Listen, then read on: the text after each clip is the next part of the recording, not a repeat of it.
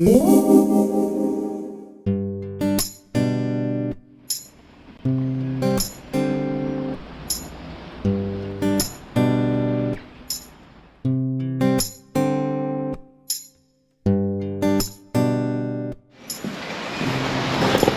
morning, everyone.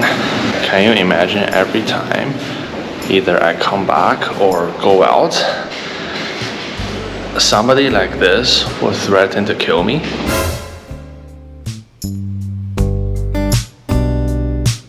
But anyways, actually it's the wrong direction. I'm right now on my way to the train station. We're going to Vicenza today. So Vicenza is another city that's about 30 minutes by train from Padova. It's one of the other hot tourist spots near Venice. Alright, andiamo.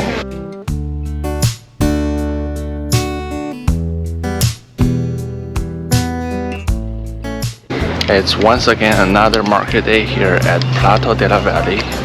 And I realized that the vendors are actually different from yesterday. And yesterday we saw more food, clothing, that kind of stuff. And today it looks like it's mostly used books and carpets, those artisan crafts. And maybe when we return back from Vicenza, we can still take a look at this market.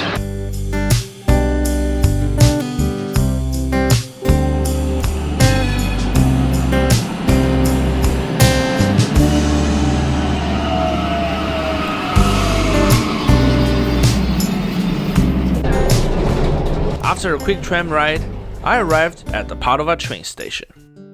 Buying a ticket for Vicenza is easy. You can directly purchase one from the ticket machines. Because Vicenza is pretty close, I just went with the next available regional train. Time-wise, they're similar to the intercity high-speed service, but only a bit longer for some departures.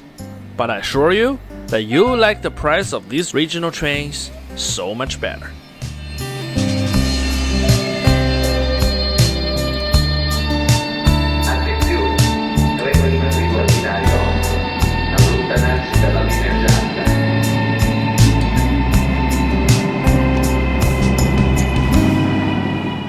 Lucky me, I took the slightly faster regional train and less than 20 minutes later, I arrived in Vicenza. However, instead of heading straight to the town center, I made a sharp right turn upon exiting the train station. Want to know where is the best place to see the panoramic view of Vicenza?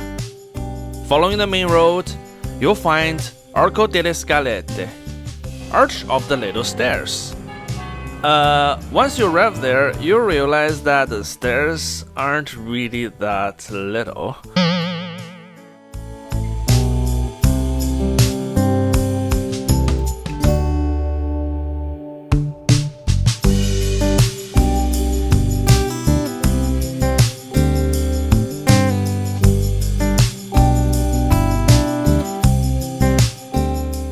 Hey folks, we just got into Vicenza. So this town is a UNESCO World Heritage Site and it's famous for the architecture of a great architect, Andrea Palladio. So far my first impression of Vicenza is very good. Actually, I think from the first impression I like it better than Padova. So I would say this town has a very different feel from Padova. And as you can see, the view is amazing from here. And actually I'm not in the town center right now. I'm on my way to see some of the Palladio villas in the outskirts. And then once I've done that, I'm gonna head back to the city center. You know what? Not all sunny days are beautiful days. This is what you see on a sunny day. However, if it's a beautiful day, you'll have a clear view of the Alps in the backdrop. It's a bit smoggy, so you can barely see it. Anyways, let's head to the Palladio villas. To be more exact, we'll only be visiting one of the villas this time, since the rest are not within walking distance from the train station. Yet the one we're visiting is the most iconic one anyways. How do you reach this villa on foot? Beside the arch, you'll find a clearly marked bicycle and pedestrian-only path. This is the path we'll be taking to reach our destination. On the way, we'll pass by another interesting villa that's not designed by Palladio. The name is very long, but how do you pronounce it again? Nani? You need to buy a ticket to enter this villa. For me, it's good enough to just check out its exterior.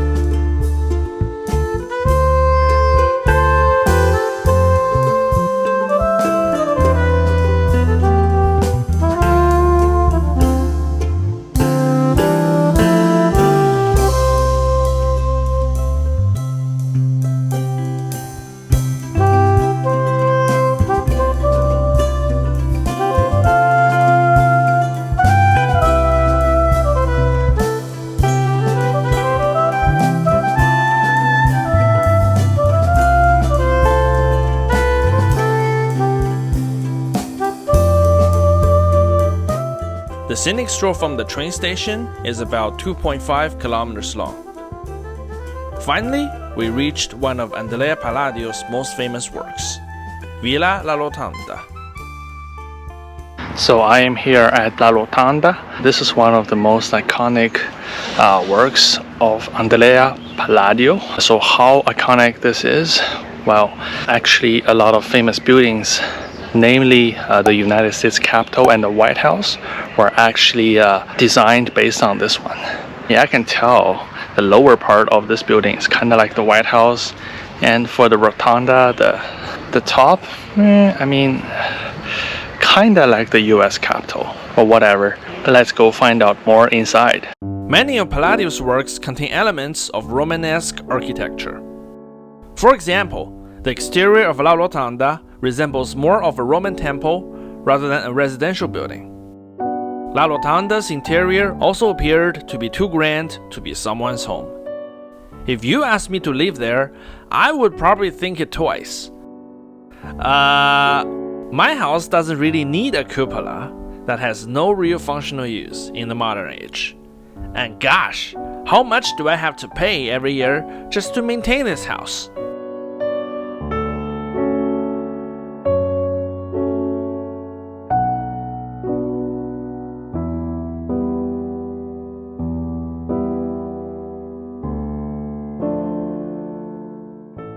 What I would really appreciate is the surrounding of La Rotonda. It had the perfect setting of a countryside villa in everyone's dreams.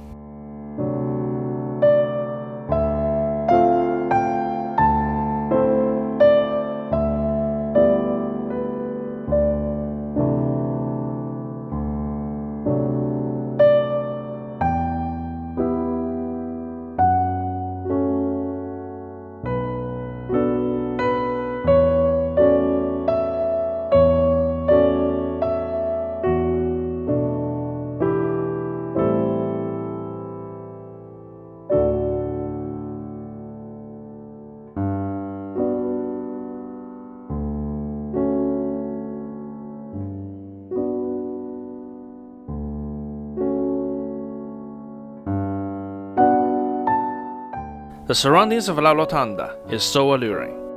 I felt like I could easily spend a whole day just exploring these lush green mountains and the intriguing buildings hidden in there.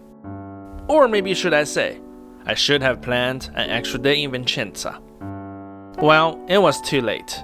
Time to move on, because you never know what's waiting ahead of you in the city center.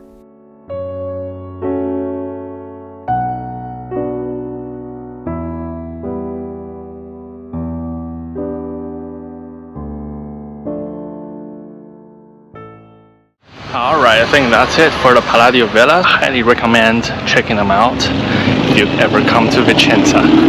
Now we're gonna go to the town of Vicenza itself.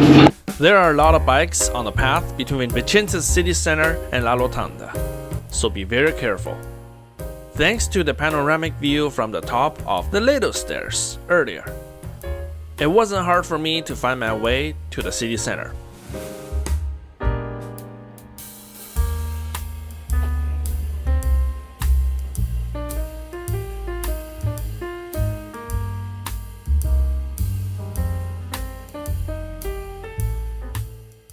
It was around lunchtime. The weather was hot and I was really hungry. So I went to a bar located right inside possibly Vicenza's definitive landmark, hoping to have a drink and grab lunch all at the same time. While the liquor menu was endless, they only had 2 piatti da giorno, dishes of the day, available for ordering. So I ordered cacio e pepe for lunch. I'm trying to not to just order like pizza and pasta here in Italy. Oh, I feel better now. Alright, so that was a very good lunch. Although I didn't see any vegetables or anything. It's pretty much all carbs. But hey, a lot of people when they come to Italy, that's what they all eat anyways. Pizza and pasta. But the thing is, Italian food is more than just pizza and pasta. And plus, if you go to the wrong place, try out the pizza or the pasta, it might just turn out to be disastrous. But anyways, that means we're ready to explore the town center of Vicenza. By the way, the definitive landmark of Vicenza, where the bar is located, is none other than La Basilica Palladiana. The word basilica here refers to the original Roman-style public building, rather than a specific type of cathedral designated by the Roman Catholic Church. Basilica Palladiana was built to fulfill the same function as Palazzo della Ragione we saw in Padova, a courthouse plus the venue for other public functions. Today, like its counterpart in Padova, the building is mostly a cultural and exhibition center, as well as the point of reference in case you ever get lost in the city. It also happens to be right on Piazza dei Signori, Vicenza's main city square.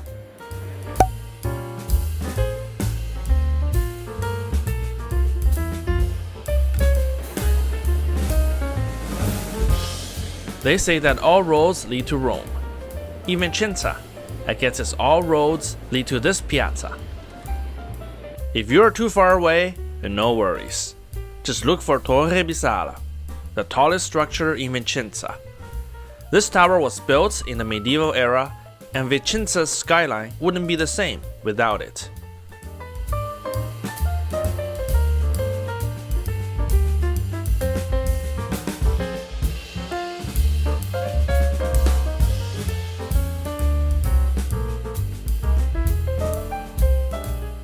Notice the line with 2 wings? This is Leone di San Marco, the line of Saint Mark, the symbol of the former Republic of Venice. You have probably noticed this line several times already, not only in this episode, but also the previous ones in Padova.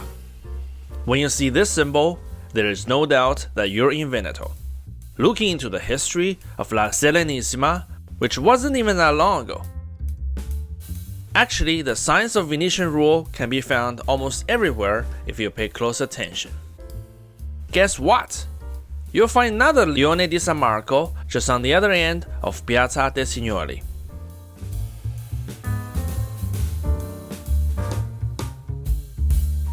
I was trying to explore the interior of La Basilica Palladiana.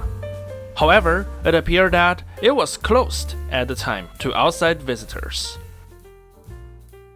But don't you worry, there is another fine example of Andrea Palladio's work that's waiting for us to explore. Our Veneto adventure will continue as we discover Vicenza as one of Italy's top towns for art. All by accident! What are we gonna experience? Follow me to the next episode.